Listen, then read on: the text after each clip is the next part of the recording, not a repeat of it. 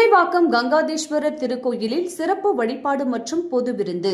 அமைச்சர் டி. லோகேஷ் தமிழ்ச்செல்வன் பங்கேற்பு.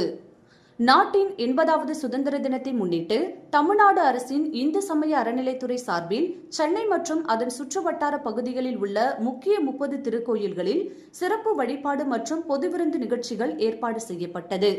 அதன் ஒரு பகுதியாக சென்னை புரசைவாக்கம் அருள்மிகு கங்காதேஸ்வரர் திருக்கோயிலில் சுதந்திர தினத்தை முன்னிட்டு சிறப்பு வழிபாடு மற்றும் பொது விருந்து நிகழ்ச்சி நடைபெற்றது.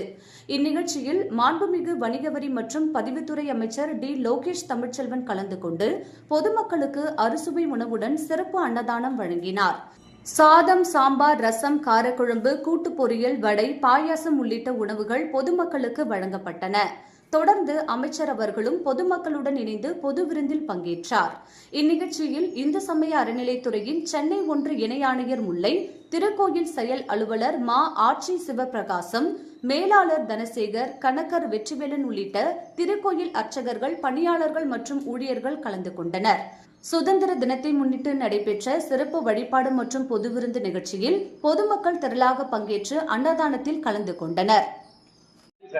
சுட சுடவும் சூடாகவும் தெரிந்து கொள்ள எங்களை சப்ஸ்கிரைப் பண்ணுங்க. அப்படியே பெல் சிம்பலை கிளிக் பண்ணிடுங்க. இந்த செய்தியை நீங்கள் Facebookல் பார்த்து கொண்டிருந்தால் எங்கள் பேஜை லைக் அண்ட் ஃபாலோ பண்ணுங்க.